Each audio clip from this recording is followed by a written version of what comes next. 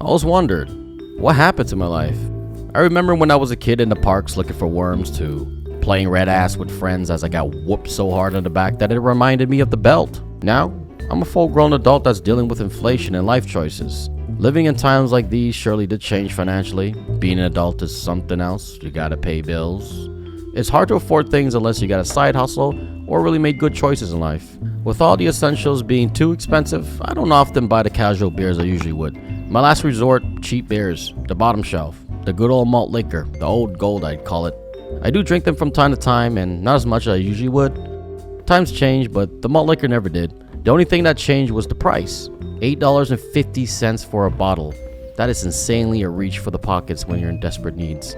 Well, at least it's still 8%. I couldn't imagine the decrease in the percentage. That would destroy the sense of buying them, right? It's funny how they are still no longer at the bottom shelves. I now notice them at the top shelf, and it's often sold out. I guess it ain't just me that's taking a trip down memory lane. There isn't a lot of 40s left in Canada, but these surely hit home in my younger years. Sipping at the parks, having ridiculous conversations, and running around the streets like hooligans was surely fun.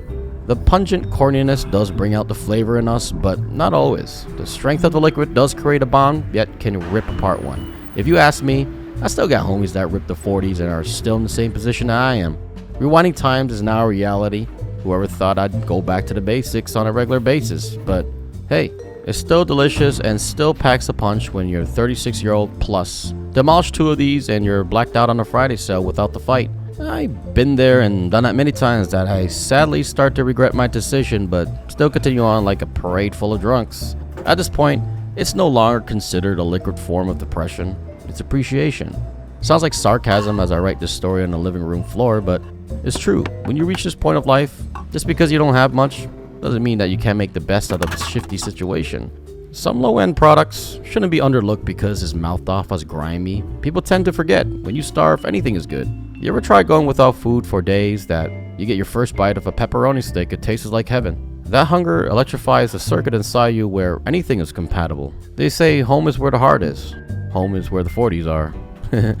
Most can understand where this community came from. Poverty, adversity, and pleasure. The poor lifestyle got their gems, but still got their dirt. After 20 years of consumption, I wouldn't be surprised if these 40s were to disappear one day. Drinking them once in a while is nice, not all the time by the way, especially when they're ice cold like the winter. Never forget to slap them in the freezer for a couple hours so you can get every ounce of freedom. I personally think this is the reason why we felt this way about it. After having 1 or 2 with the homies, it did feel like it drove us away from the thoughts of struggle within our neighborhood. Good company creates its own path, and malt liquor was a part of that paved road we walked on. I can never look down on this drink. It did give us good memories, good times, especially barfing a lot, especially on yourself. But either way, guys, enjoy your malt liquor, enjoy life, everything in general, man. We're not going to live for too long, but we can live to enjoy. And don't forget that.